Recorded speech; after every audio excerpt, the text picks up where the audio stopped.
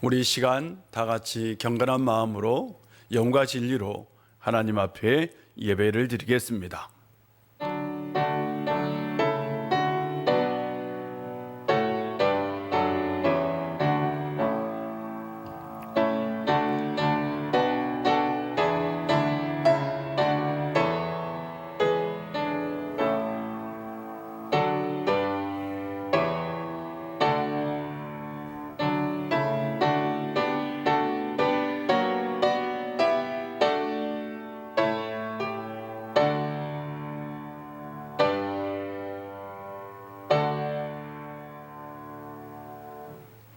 여호와 우리 하나님이여, 우리를 구원하사 여러 나라로부터 모으시고 우리가 주의 거룩하신 이름을 감사하며 주의 영예를 찬양하게 하소서.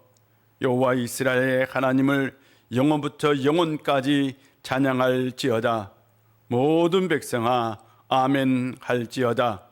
하나님은 영이시니 예배하는 자가 영과 진리로 예배할지니라. 아멘. 우리의 힘과 능력이 되신 하나님 아버지 감사합니다. 우리나라를 사랑해 주시고 이 백성을 궁일이 여겨 주셔서 일본 강점기의 수치에서 벗어나게 해주시고 오늘 광복 76주년을 기념하며 예배하게 하시니 감사드립니다. 바벨론에서 돌아온 이스라엘 백성이 성전을 건축하고 예루살렘 성벽을 쌓으며 나라를 재건하였던 것 같이 우리도 하나님을 바르게 섬기며 국방과 경제와 교육과 문화를 하나님의 뜻에 합당하도록 바로 세워 공의롭고 복된 나라를 이루게 하여 주옵소서. 성령의 이 시간 예배하는 모든 심령 가운데 함께하여 주옵소서. 예수님의 이름으로 기원하옵나이다. 아멘. 다 같이 사도신경으로 우리의 신앙을 고백합니다. 나는 전능하신 아버지 하나님, 천지의 창조주를 믿습니다. 나는 그의 유일하신 아들 우리 주 예수 그리스도를 믿습니다. 그는 성령으로 잉태되어 동정녀 마리아에게서 나시고 본디오 빌라도에게 고난을 받아 십자가에 못 박혀 죽으시고 장사된 지 사흘 만에 죽은 자 가운데서 다시 살아나셨으며 하늘에 오르시어 전능하신 아버지 하나님 우편에 앉아 계시다가 거기로부터 살아있는 자와 죽은 자를 심판하러 오십니다. 나는 성령을 믿으며 거룩한 공교회와 성도의 교제와 죄를 용서받는 것과 몸의 부활과 영생을 믿습니다. 아멘. 찬송가 39장입니다.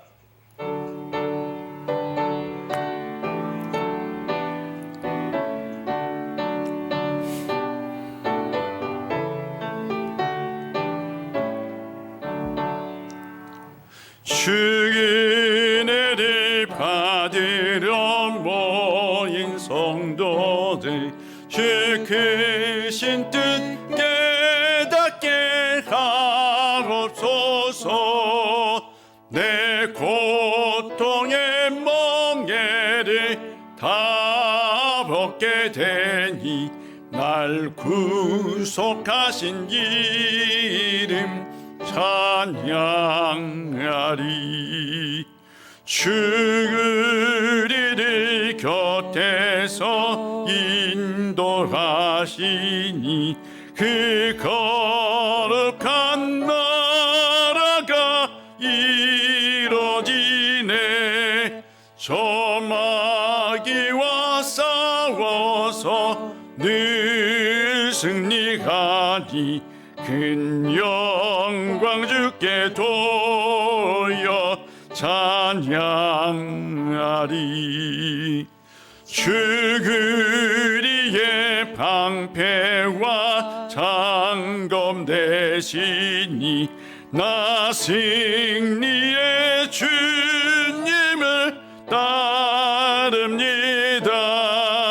큰 환난을 당할 때 늘 것이니 승전가 높이 불러 찬양하리. 아멘.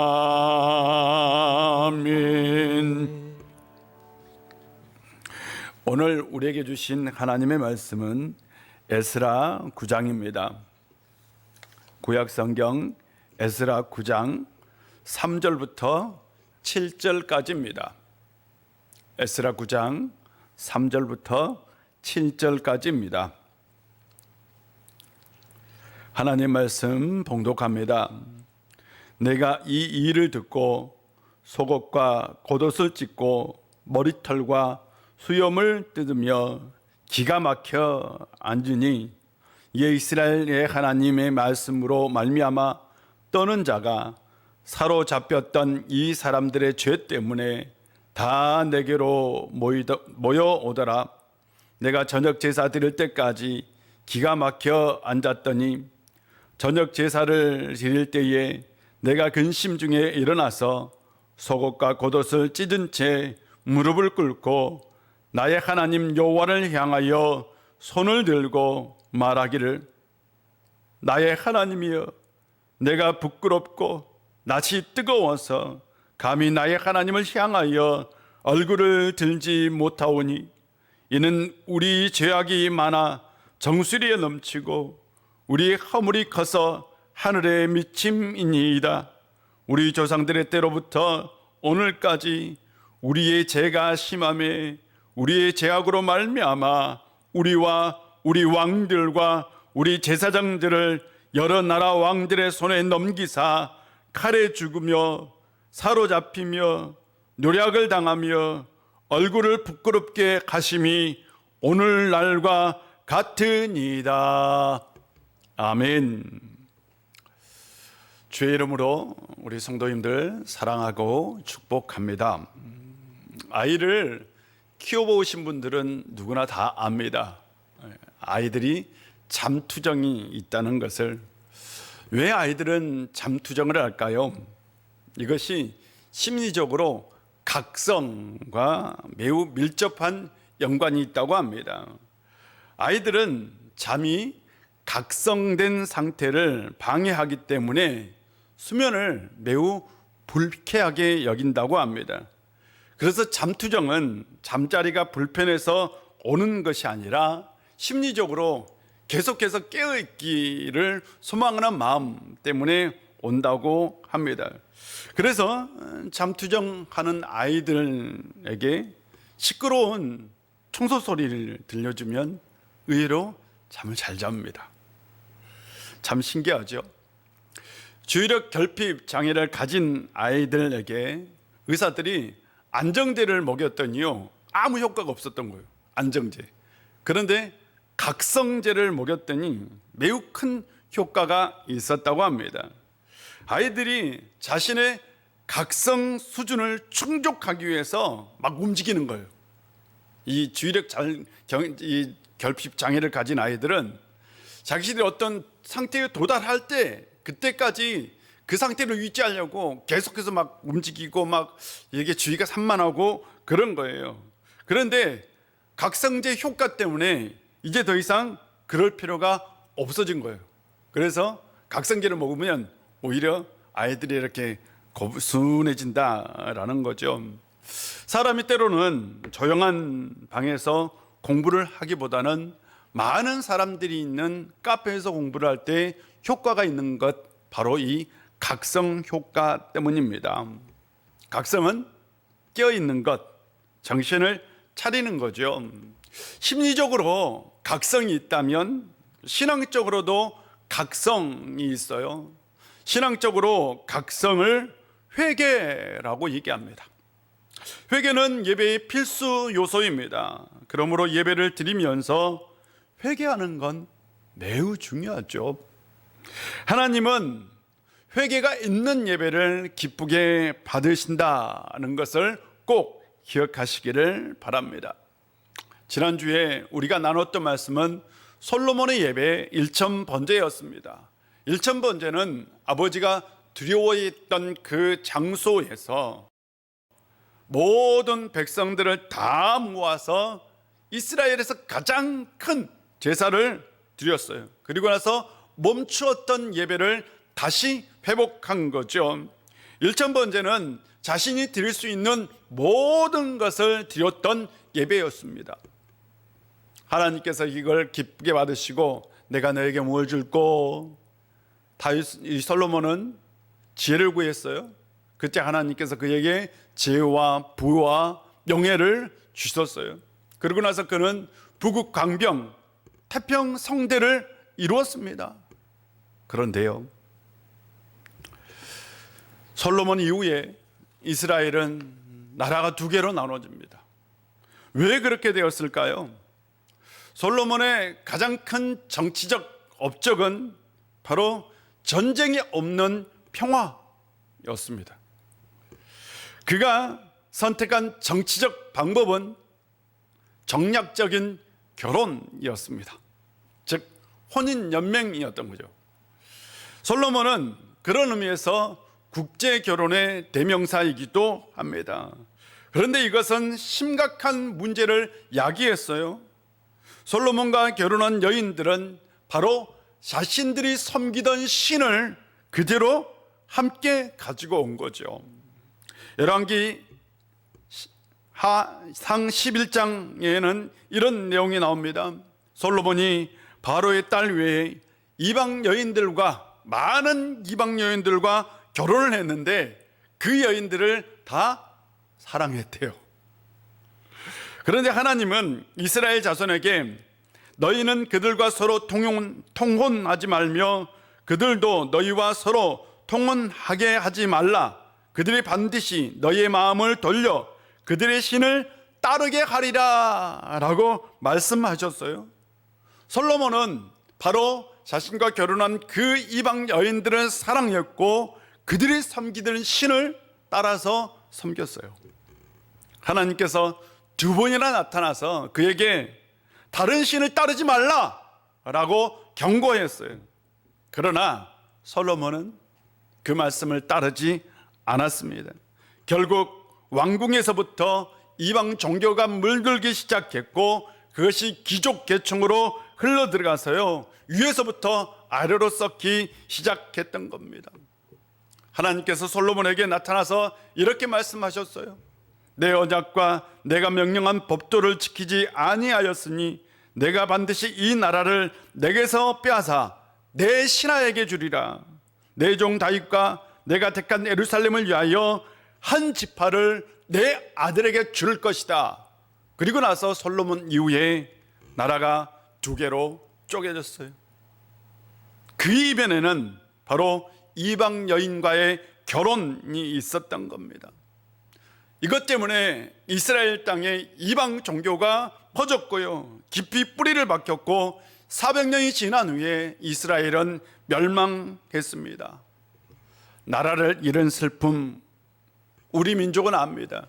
그것이 얼마나 고통이고 얼마나 슬픔인지. 오늘은 강복주일입니다. 우리는 이 날을 꼭 기억하고 하나님께서 주신 이 나라를 소중히 여기고 아끼고 사랑해야 합니다. 항상 이 나라가 하나님의 정의와 공의를 이룰 수 있는 나라가 되기를, 하나님께서 함께 주시는 나라가 되기를, 다시는 나라에 이런 아픔이 없기를, 그리고 선교적 사명으로 세계에 복음을 전하는 나라가 되기를 우리 모두 꼭 기도합시다. 역사를 보면 나라는 세워지기도 하고 멸망하기도 하고 다시 회복되기도 합니다. 모세에 의해서 세워졌던 이스라엘을 약 900년의 역사를 뒤로하고 기원전 586년이에요. 기원전 586년입니다. 멸망합니다. 나라가 망했어요. 거룩한 성 예루살렘은 초토화가 되었습니다. 거룩한 성전은 완전히 파괴되었고요. 모든 성전 기구들은 바벨론 군대의 전리품이 되었습니다. 그리고 수많은 사람들이 포로로 잡혀갔어요. 머나먼 이국 땅으로. 우리가 아는 다니엘, 에스겔 이런 사람이 다 포로였습니다. 특히 왕족과 귀족들, 나라의 지도층들이 모조리 다 잡혀갔어요. 포로로 잡혀간 사람들은 바로 그 머나먼 바벨론 땅에서 정착하며 살아야 했어요. 그런데 시간이 지나서요, 이 바벨론이 멸망을 합니다. 그리고 새로운 나라가 들어서는데 성경에서는 바사, 일반 역사에서는 페르시아입니다. 페르시아라는 나라가 생기는데 이 페르시아를 세웠던 왕이 바로 고레스라는 왕입니다. 오늘 이 에스라서 1장에 나오는 왕입니다. 고레스 왕은 바로 유대인들에게 포로 귀환을 허용합니다. 잃어버린 나라를 다시 세울 수 있는 기회를 얻게 된 거죠. 얼마나 기뻤을까요? 고레스 왕은 성전에서 가져온 모든 성전의 그 기구들을 다 돌려주고요, 성전을 건축할 수 있도록 국고로 지원도 해줍니다. 그래서 이때 돌아온 사람이 남자만 약 5만 명입니다. 남자만 5만 명이니까 엄청나게 많은 사람들이 귀환을 한 거죠. 이것을 우리는 제1차 포로 귀환이라고 얘기합니다. 그들은 바벨론에서 살던 그 삶의 터전을 버리고 예루살렘으로 돌아왔어요. 예루살렘으로 돌아온 이유는 이스라엘의 신앙 회복과 성전 건축 때문입니다. 그런데 성전 건축이 쉬워요? 쉽지 않죠. 성전을 건축하다가 2년 만에 중단합니다. 그리고 15년 동안 돈 하나 쌓지를 못해요. 그리고 다시 그들이 겨우 시작하여 5년 만에 성전을 완성하는데, 그때가 바로 기원전 515년, 그래서 포로 귀환한 지 23년 만에 성전을 완공합니다. 이때 활동했던 선지자가 학개 선지자, 스가랴 선지자입니다. 그리고 이 이야기를 담고 있는 책이 에스라 1장부터 6장입니다.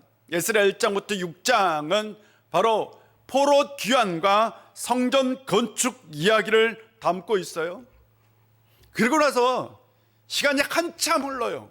아주 시간이 한참 흘러서 458년, 그러니까 1차 포로 귀환이 있고 약 80년 후죠. 80년 후에 한 사람이 사람을 데리고 또 포로 귀환을 합니다. 그때는 남자만 약 1,500명, 1차 포로 귀환에 비하면 아주 작은 수의 사람입니다. 그리고 이들을 이끌었던 사람이 바로 에스라입니다. 그는 와서 예루살렘에서 신앙 개혁을 단행하는데 바로 이 이야기가 에스라 7장부터요 10장까지입니다. 에스라는 율법 학자이며 제사장이며 동시에 페르시아에서 파견한 정부 관료이며 서기관이었습니다. 역사는 반복되죠. 그렇지 않나요?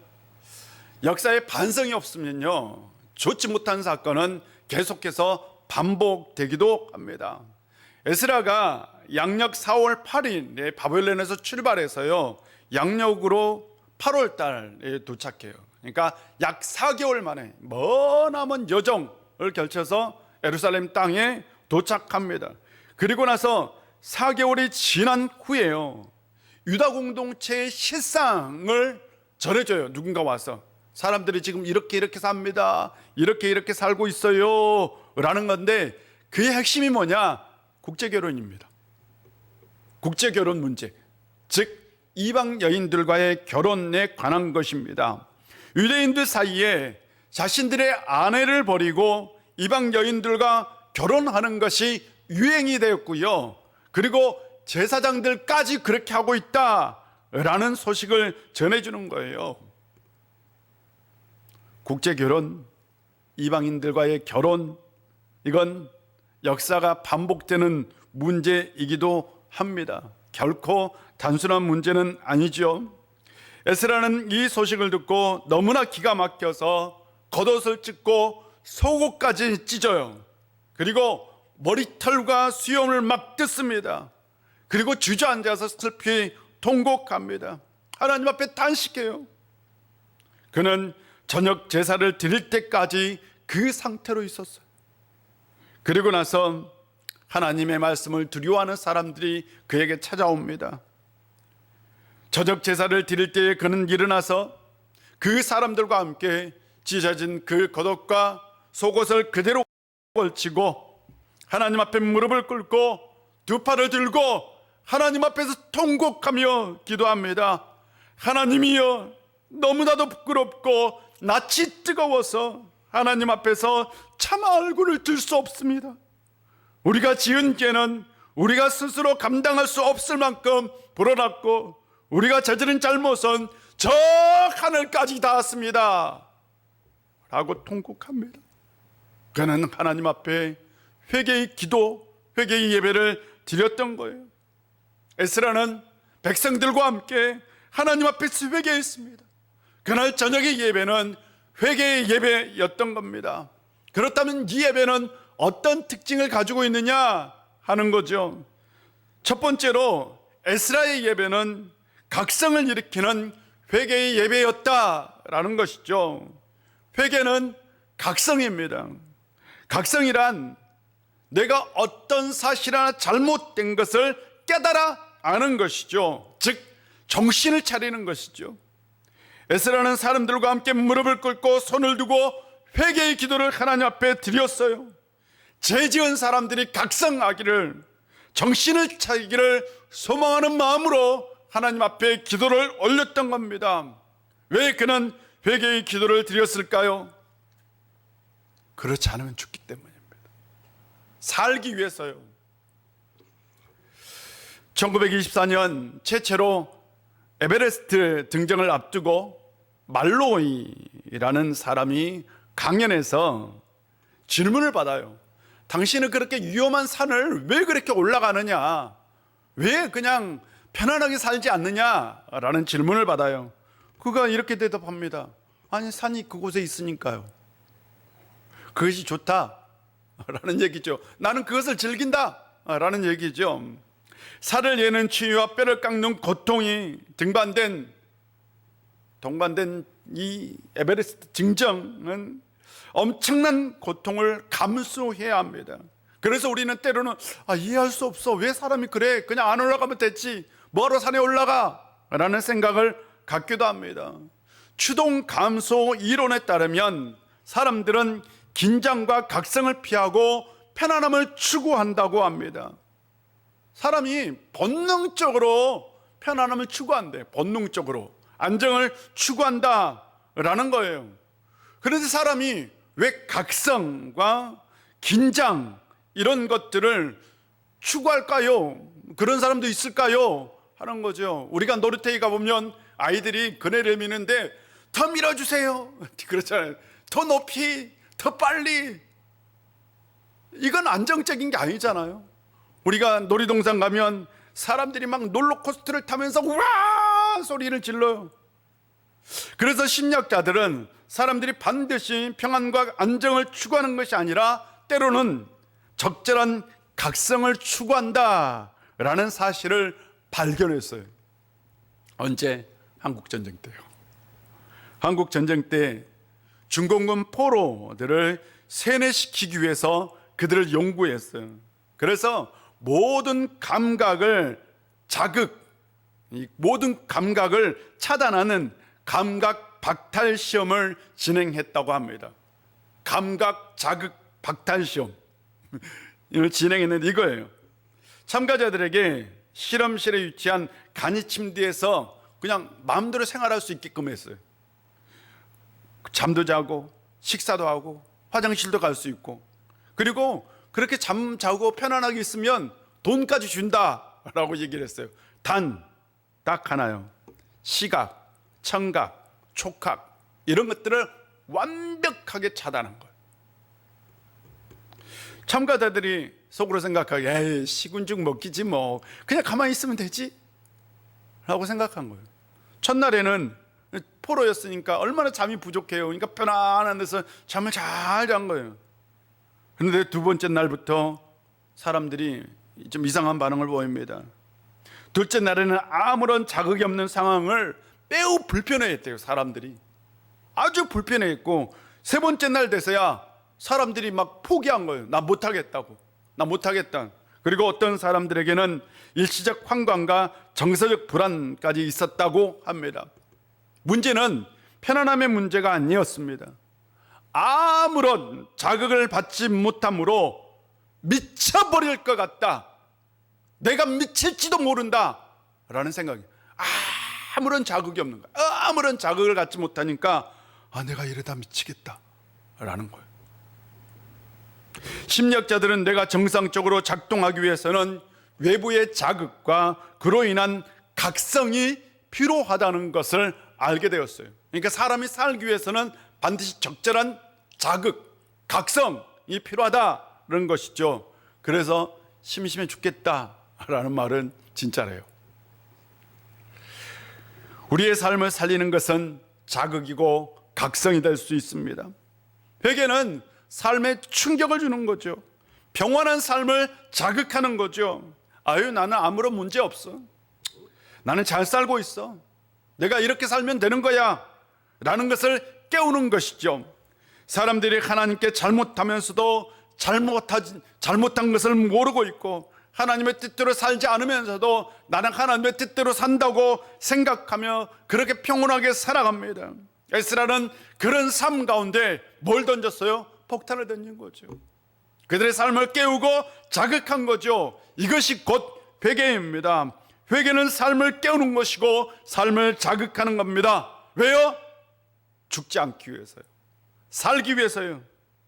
그들은 죽어가고 있었습니다. 그들은 병들어가고 있었습니다. 그런데 그들 자신은 죽어가고 있는 것을, 병들어가고 있는 것을 몰랐던 거예요. 그래서 에스라는 그들에게 회개를 촉구했던 거예요. 그들의 삶을 깨우고 그들의 삶을 각성시켰던 것입니다. 우리는 회개를 두려워합니다. 회개를 거부하기도 합니다. 회개를 무서워하기도 합니다. 그러나 회개하기를 거부하거나 두려워하거나 무서워해서는 안 됩니다. 회개는 과거를 기억하는 거죠. 과거를 현재 가운데 소환하는 거죠. 그런데 이 과거를 소환하는 건 굉장히 고통스러운 일입니다. 과거에 있나 무엇인가 문제가 있었던 나와 직면하는 건 생각보다 굉장히 고통스러운 일이죠. 그래서 사람들은 실은 과거를 잊으려고 합니다. 또한 과거를 다시 다른 걸로 바꾸려고 하기도 합니다. 그래서 무드셀라 신드롬 또한 순교자 신드롬 이런 것들이 있는데요. 회개는 과거의 나를 소환해서 내가 지금 하나님 앞에 잘 살고 있는지를 다시 한번 돌이켜보는 거죠. 왜? 살기 위해서요.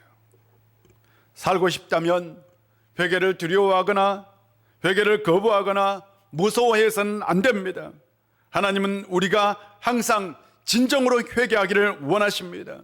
우리의 구원의 첫걸음은 바로 회개에 있음을 기억하시기를 바랍니다.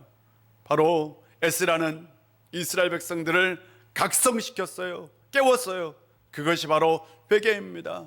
여러분, 살고 싶다면 하나님 앞에서 깨어날 수 있는 성도님들이 되시기를 바랍니다. 둘째로 에스라의 예배는 삶의 변화를 가져오는 예배였어요. 회개는 단순히 죄의 고백이 아니라 삶의 변화입니다.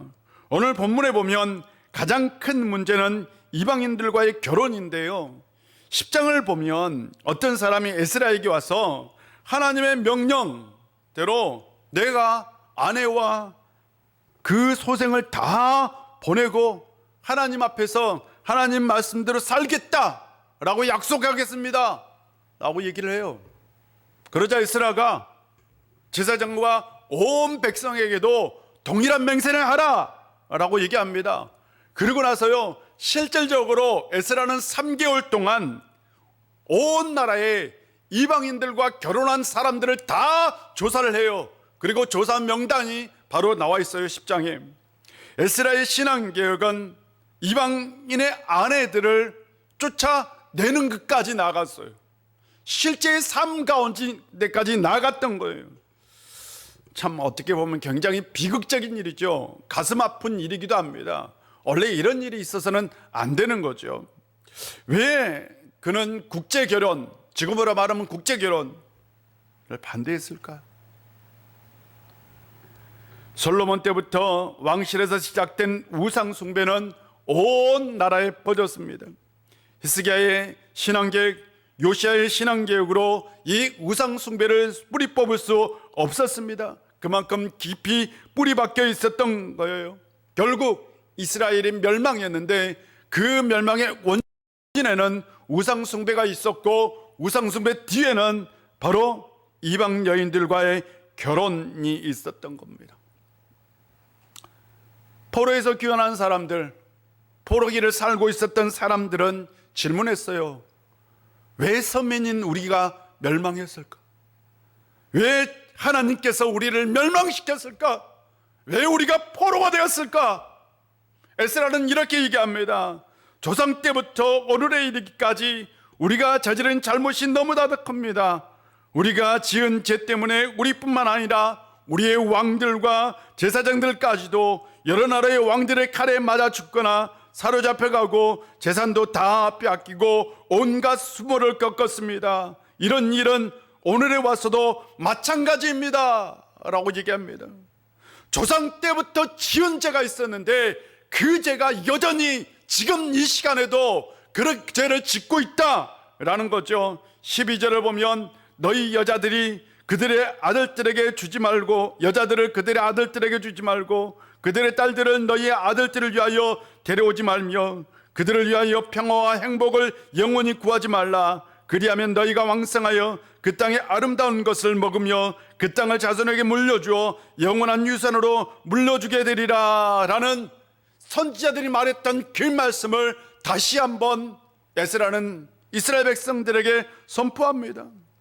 그들이 멸망했던 이유는 바로 하나님 말씀대로 살지 못한 것이고, 하나님 말씀대로 살지 못하는 그 이면에는 바로 이방 여인들과의 결혼이 있었던 것입니다.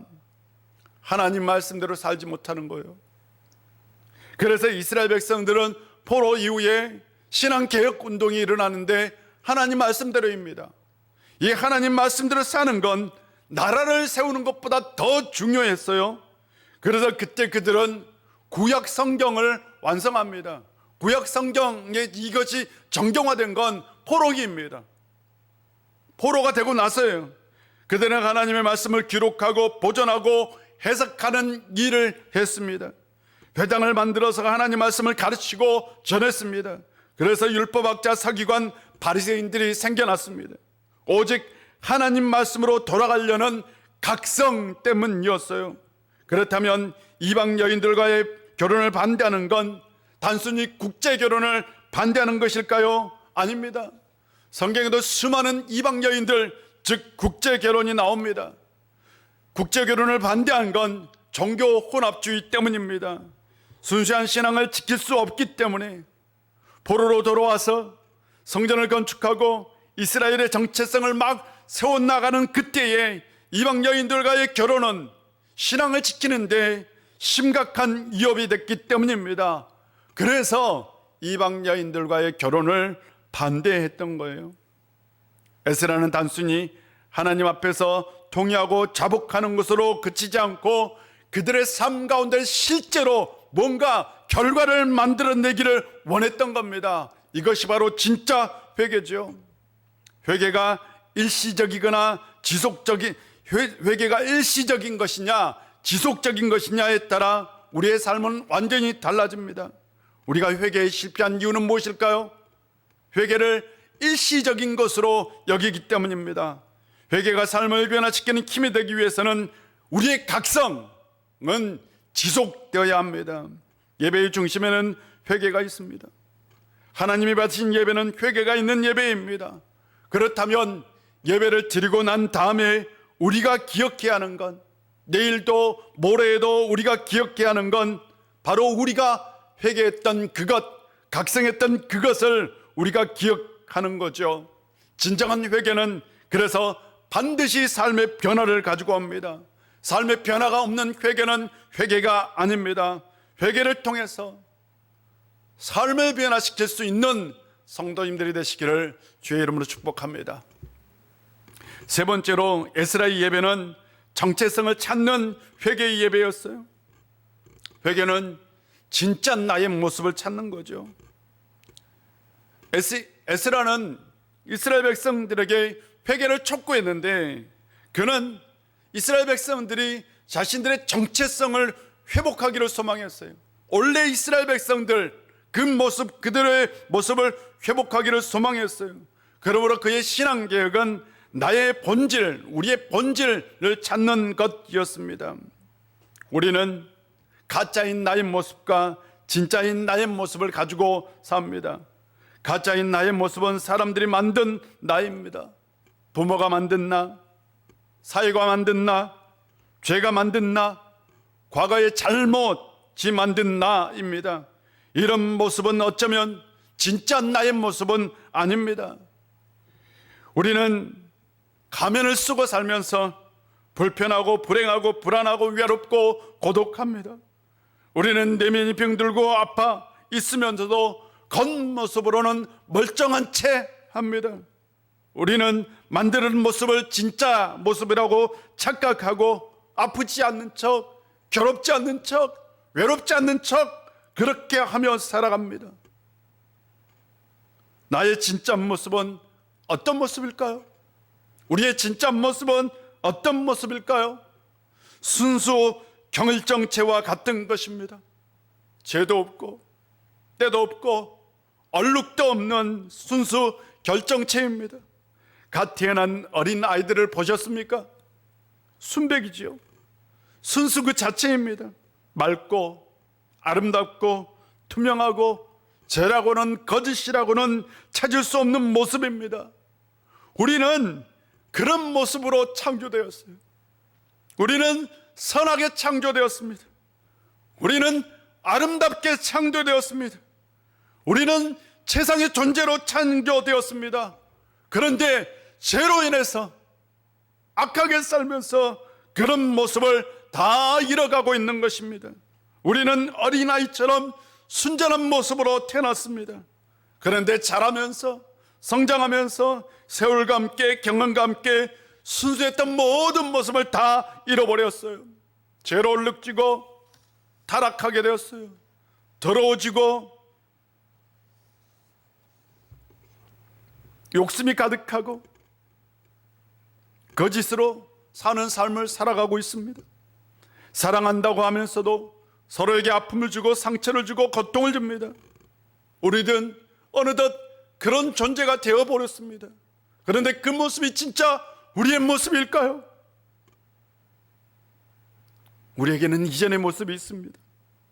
그것을 다시 볼 수 있는 것이 회개입니다. 예배는 하나님 앞에 있는 모습 그대로 서는 거지요. 있는 모습 그대로 하나님 앞에 섰을 때에 하나님은 우리의 얼룩진 모습 뒤로 실제로 감춰져 있는 본래의 아름다운 모습을 보여줍니다. 맑고 깨끗한 모습, 우리가 가지고 있었던 원래 원형의 모습, 순선 결정체의 모습을 보여줍니다. 우리가 하나님 앞에 거룩해 가게 된다는 것은 바로 하나님 앞에 원래의 모습대로 다시 그 모습을 회복한다는 것이죠. 우리가 하나님 앞에 서면 순수하고 맑았던 모습, 깨끗하고 아름다웠던 모습이 보이죠. 창조의 원형입니다. 이것을 보는 것이 계시입니다. 여러분, 계시가 뭐 거창하고 막 뭔가 있는 게 아니에요. 하나님의 계시는 진짜 나의 모습을 발견하는 거죠. 회개의 첫걸음은 하나님 앞에 서는 것이고, 회개의 본질은 나의 모습을 찾는 것입니다. 사랑하는 성도 여러분, 하나님 앞에 서보십시오. 성령의 임재 앞에 들어가십시오. 원래 나의 모습을 보십시오. 진짜 나의 모습을 보지 않고 어떻게 우리가 더러워진 우리, 죄로 물든 우리를 알 수 있겠습니까? 원래의 모습을 볼 때만 진정한 회개를 할 수 있는 것이죠. 그래서 회개는 나의 모습을 다시 회복하는 것, 내 신앙, 내 정체성을 찾는 것이죠. 우리의 모습, 참 아름다운 모습이죠. 예배를 통해서, 회개를 통해서 거짓도 없고 죄도 없고 슬픔도 없고 미움도 없고 거짓된 욕망도 없고, 그래서 순전한 모습을 가졌던 그 모습을 다시 볼 수 있는 성도님들 되시기를 바랍니다. 이것이 진짜 회개입니다. 에스라의 예배는 회개의 예배였어요. 각성을 일으키는 예배, 삶을 변화시키는 예배, 정체성을 회복하는 예배였습니다. 이런 예배를 드릴 수 있는 성도님들이 되시기를 주의 이름으로 축복합니다. 기도하겠습니다. 아버지 하나님, 오늘도 우리 가운데 함께 해주시고 은혜 주셔서 참 감사합니다. 회개를 부르는 예배, 그것이 곧 에스라의 예배였습니다. 에스라의 회개의 예배는 각성을 일으키는 예배, 삶을 변화시키는 예배, 정체성을 회복하는 예배였습니다. 아버지 하나님, 우리가 예배를 드릴 때에 우리의 삶이 변화되고 우리의 삶이 깨어나고 우리가 다시 살아나고 우리의 본래 모습을 찾는 예배를 드리게 하여 주옵소서. 한 주간 살아가면서 우리를 깨워주시고 우리 가운데 함께 해주시고 우리를 살려 주옵소서. 예수님의 이름으로 기도합니다. 아멘. 찬송가 하겠습니다. 273장입니다.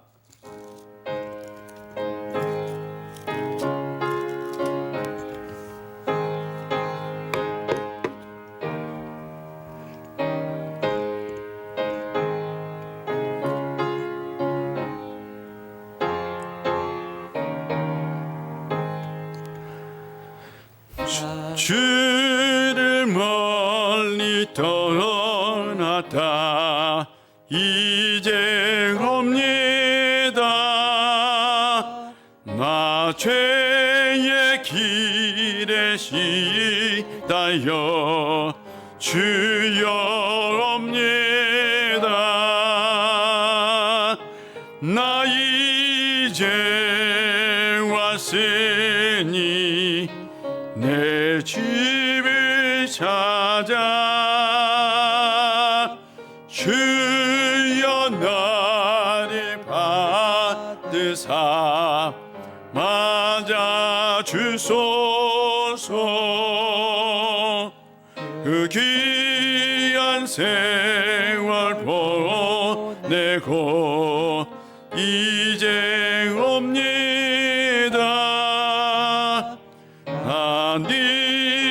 뉘어지는 눈물로 주여 옵니다. 나 이제 왔으니 내 집을 찾아 주여 나를 받으사 맞아 주소서. 나 죄에 매여 고달파 이제 옵니다. 주 크신 사랑 받고자 주여 옵니다. 나 이제 왔으니 내 집을 찾아 주여 나를 받으사 맞아 주소서. 이 병든 마음을 고치려 이제 옵니다. 큰 힘과 소망 바라고 주여 옵니다. 나 이제 왔으니 내 집을 찾아 주여 나를 받으사 맞아 주소서. 나 바랄 것이 무언가 우리 주 예수 나 위에 주임 당하심 믿고 옵니다. 나 이제 왔으니 내 집을 찾아 주여 나를 받으사 맞아 주소서.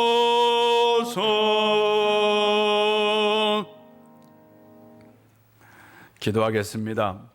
하나님 아버지, 오늘도 우리 가운데 함께하여 이렇게 귀한 예배 드릴 수 있도록 은혜 주시니 감사드립니다. 늘 우리 가운데, 우리의 삶 가운데, 우리의 인생 가운데 풍성한 은혜로 함께하여 주옵소서. 그 감사를 기억하고 이 시간 빈손으로 나오지 아니하고 정성껏 예물을 준비하여 하나님 앞에 드립니다. 드리는 손길 한 사람 한 사람 다 기억하여 주시고 하늘의 신령한 복으로 땅의 기름진 복으로 채워 드리는 손길 위에 30배, 60배, 100배의 결실이 있게 하여 주옵소서. 이 시간 지려지는 이 예물을 통해서 우리 우일교회가 든든히 서가고 하나님 나라가 이 땅 가운데 이루어지고 죽은 영혼이 다시 살아나고 다시 이 땅에 예배가 회복되고 신앙이 회복되는 역사가 있게 하여 주시옵소서. 사람들이 영적으로 죽어가고 있습니다. 마음의 병이 들어가고 있습니다. 아버지 하나님, 그들을 다시 세울 수 있는 건 하나님의 말씀인 줄 믿습니다. 바로 하나님의 말씀을 전하는 우일의 공동체, 이 땅 가운데 하나님의 말씀을 심을 수 있는 우일교회가 되게 하여 주옵소서. 또한 한 주간 살아갈 때에 우리 우일교회 모든 성도님들 지켜주시고 형통한 은혜로 함께하여 힘들고 어렵고 또한 마음대로 뜻대로 되지 않은 모든 일들 가운데 함께하여 하나님의 역사로 복을 받는 인생, 형통한 인생 되게 하여 주옵소서. 이 은혜가 해에 있거나 병상에 있거나 군에 있거나 지방에 있거나 기타 여러 가지 사정으로 참석하지 못한 이들에게도 함께하여 주옵소서. 예수님의 이름으로 봉헌 기도 드립니다. 아멘.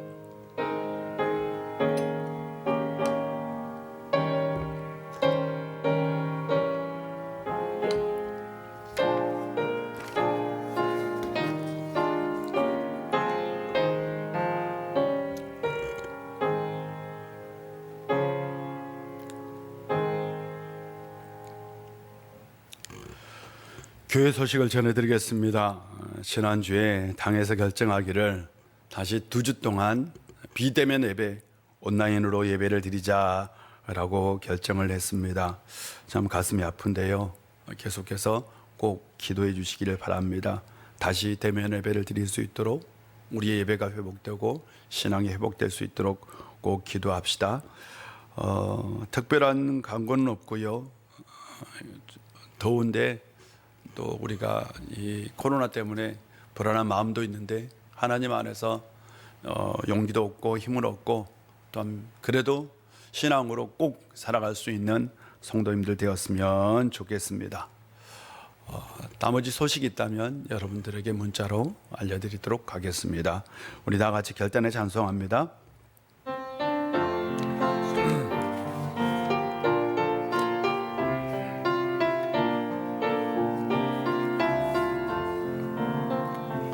진정한 예배가 숨쉬는 교회, 주님이 주인 되시는 교회, 믿음의 기도가 쌓이는 교회, 쇠고의 찬양을 드리는 교회, 말씀이 살아 움직이는 교회, 성도의 사랑이 넘치는 교회, 말씀과 진이 기쁨이 되어 열매 맺는 아름다운 교회, 주님의 마음 닮아 와서 이웃을 사랑하는 교회,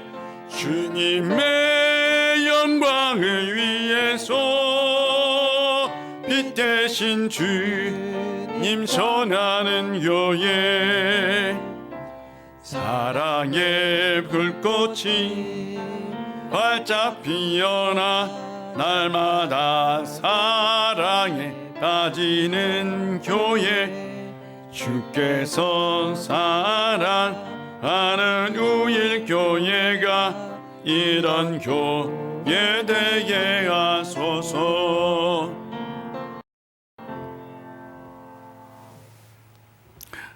각성이 있고 삶의 변화가 있고 정체성의 회복이 있는 회개의 예배를 기쁘게 받으신 우리 아버지 하나님의 놀라우신 우리 예수 그리스도의 크신 사랑과 아버지 하나님의 놀라우신 은혜와 성령님의 함께 하심의 역사가 늘 회개의 예배를 통해서 삶이 변화되고 하나님의 은총이 깃들기를 소망하는 우리 우일의 모든 권속들과 그들의 삶의 터전과 이 나라와 이 민족과 온 백성 위에 이제부터 영원히 함께 하시기를 간절히 축원하옵나이다. 아멘.